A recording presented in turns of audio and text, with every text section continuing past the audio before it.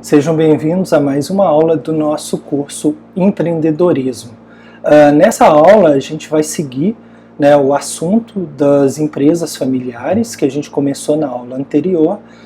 Lembrando que uma empresa familiar é aquela composta por pessoas da mesma família que são donos daquele empreendimento.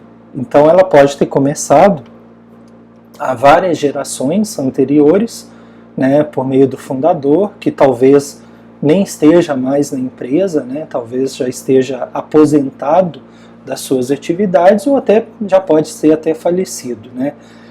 E pode estar na segunda, na terceira, na quarta geração, ou até na primeira, se recentemente ela foi aberta. As empresas familiares, elas carregam muito dessa paixão da família pelo negócio, e também existe toda uma expectativa de que à medida que vai passando o tempo, novos membros da família vão entrando nessa empresa familiar. Isso pode ser interessante por um lado, porque reforça a confiança entre todos ali da família, mas por outro lado também pode diminuir o profissionalismo necessário na condução das atividades da empresa. Ok?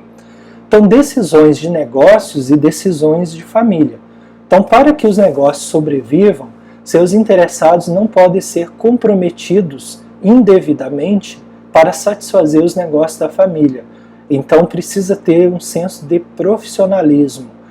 Por isso, como eu comentei na aula anterior, por isso que muitos dos donos de empresas, eles vão enviar os filhos para estudarem grandes universidades no Brasil ou fora do Brasil, para que eles passem a ter conhecimentos, principalmente de administração, de negócios, de inglês, e até façam, muitas vezes acontece isso, até estágios em outros locais, até em empresas bem simples, para que comecem a dar o valor às atividades, para que possam futuramente ingressar na empresa já com determinada experiência. Então, as empresas que crescem devem reconhecer a necessidade da administração profissional e as limitações necessárias dos interesses da família. Então, é importante que, mesmo que tenha membros da família, é importante não abrir mão dessa administração profissional. O que acontece muitas vezes é que nas empresas familiares, quem vai dar a palavra final são os membros da família. Então, vai caber à administração profissional mostrar os prós e contras de determinada decisão, mas o poder de atuação desses administradores certamente vai ser um pouco limitado dependendo da empresa familiar.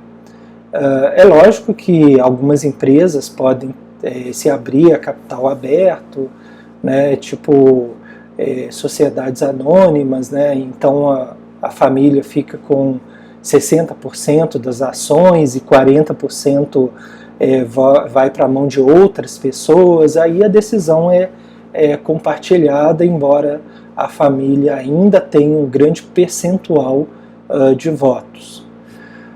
Um exemplo, pegando lá do livro do Long Neck, o Administração de Pequenas Empresas, ele coloca como exemplo a experiência de Pierre Dupont, daquela famosa empresa, a Dupont.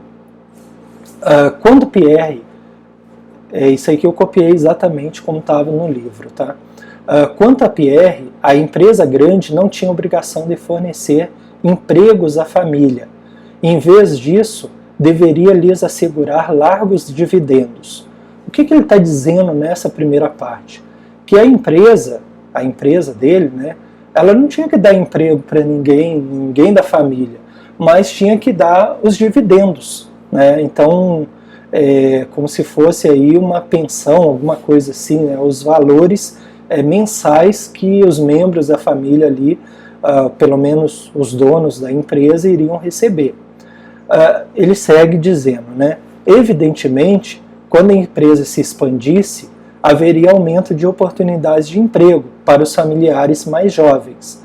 Então, se por um lado ele pensava que não é obrigação da empresa, do POM, dar emprego às famílias, mas a gente quer receber um rendimento mensal. Por outro lado, à medida que a empresa se expanda, pode haver oportunidade sim de postos de trabalho para nossos familiares mais jovens. Então era a forma de pensar dele, mas não como uma obrigação da empresa estar colocando membros da família em seus quadros. Então a saúde e sobrevivência da empresa familiar requer um equilíbrio próprio dos negócios e interesses da família, né? Então, essa árvore aqui achei bem interessante, ela simboliza, né, quantos membros da família fazem parte dessa estrutura da empresa.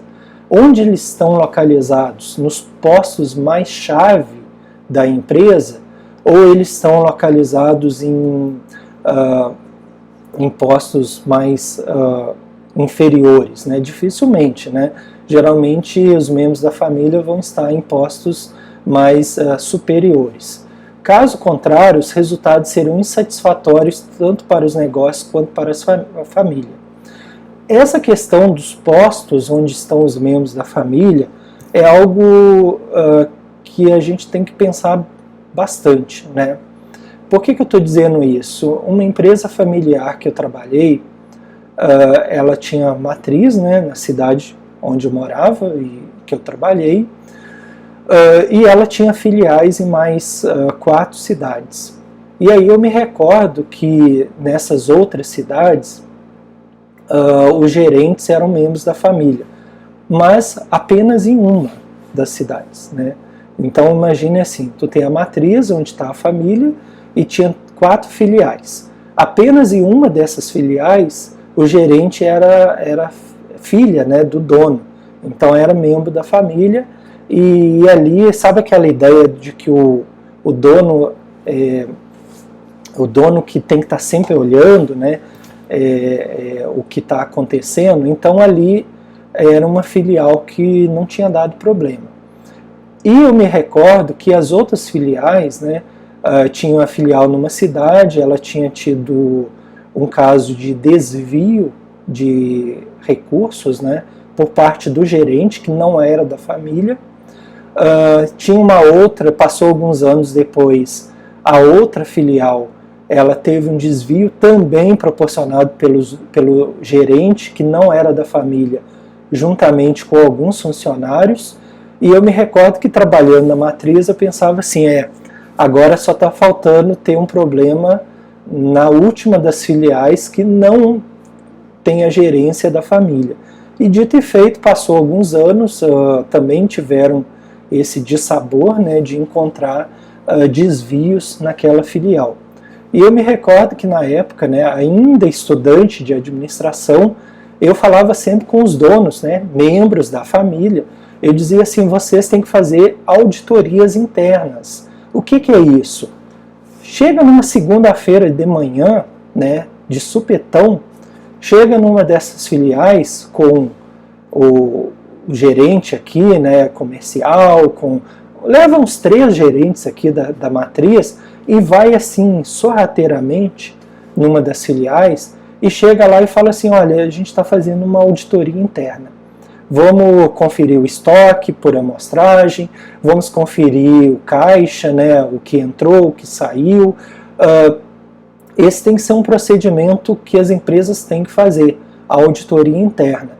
Por quê? Porque casos como esse de desvio, eles poderiam ter sido descobertos antes, né, se tivesse uma auditoria. E outra questão, a auditoria interna, além de descobrir possíveis problemas ou desvios, né, ela também pode inibir a ação de pessoas que, porventura, né, tenham interesse de futuramente desviar algum valor da empresa. Então eu falava isso para eles, olha, tem que fazer auditoria interna, sem avisar, né, para que, né, não haja nenhum problema de tentar burlar, né, a investigação, e as pessoas não têm, na filial, as pessoas não têm que se sentir investigadas. Elas têm que entender que a auditoria interna faz parte de um processo de uma empresa, principalmente quando ela tem matriz e filiais em outras cidades. Então é importante isso, porque vocês veem nesse exemplo que eu passei que a única empresa, a única filial que não tinha dado problema era justamente aquela em que a condução dela era de um membro da família. Então, por esse aspecto, a gente vê como que a presença desse membro da família é importante para a segurança dos negócios da empresa. Mas não quer dizer que as pessoas que não são membros da família seriam desleais, Não estou dizendo nesse sentido, situações e situações, mas que é importante que a presença desse membro da família ele pode realmente dar uma tranquilidade aos demais. Vantagens do envolvimento da família nos negócios. Então, o benefício básico vem dessa força das relações familiares. Os membros da família são arrastados para os negócios devido aos laços da família, Eles tendem a manter-se nos negócios para o que der e vier. Então, aquilo que eu comentei, mesmo que a empresa comece a ir mal das pernas, os membros da família vão continuar ali, teoricamente. Enquanto que outros profissionais podem abandonar o barco ao menor sinal de furo no casco. Então, uma queda no êxito nos negócios pode levar, então, muitos gerentes que não são da família a procurar outras oportunidades. E não cabe aqui nenhum tipo de julgamento, Talvez nós mesmos faríamos a mesma coisa.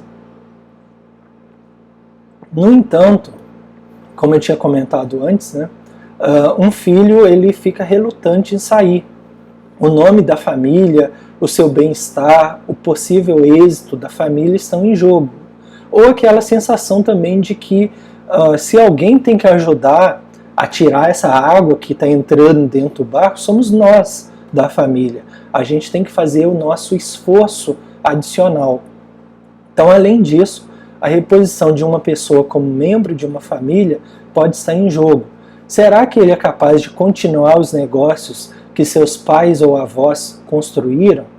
E vocês podem até procurar aí na internet, que existem aquelas estatísticas dizendo que tantos por cento de empresas familiares vão sobreviver à segunda geração, aí vai cair um percentual para a terceira geração, para a quarta geração, porque parece que vai passando as gerações, a família pode perder a mão na hora de conduzir os processos da empresa.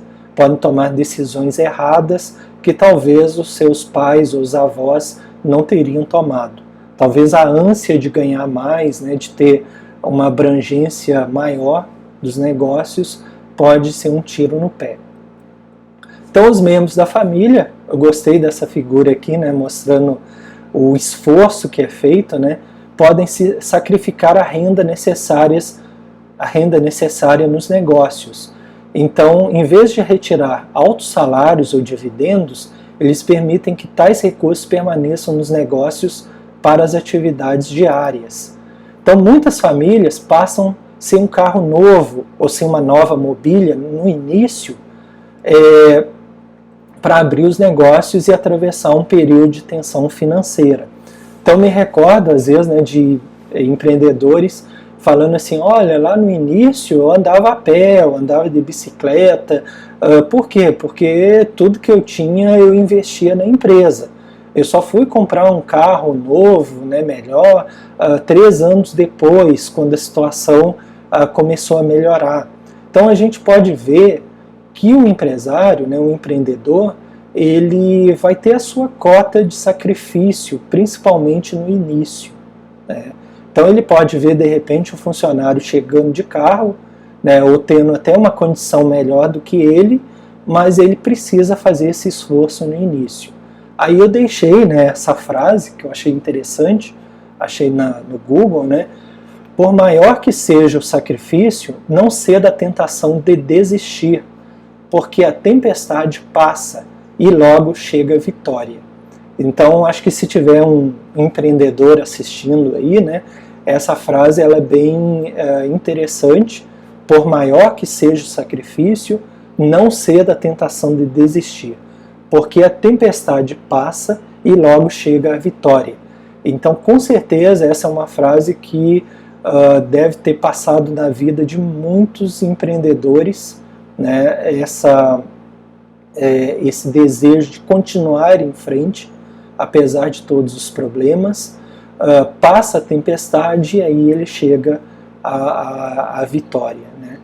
Ok, pessoal? Então, era o que eu queria falar nessa parte 2, né, das empresas familiares, e na próxima aula a gente vai falar mais de empresas familiares, vou tecer alguns comentários que são importantes, e espero que vocês estejam gostando, entendendo, né, esses conceitos. É claro que é uma introdução, né, não estou fazendo um grande aprofundamento, mas para a gente ter uma certa noção das empresas familiares. Convidá-los a conhecer as nossas redes sociais, os nossos canais no YouTube e o nosso site. Um grande abraço e até a próxima aula.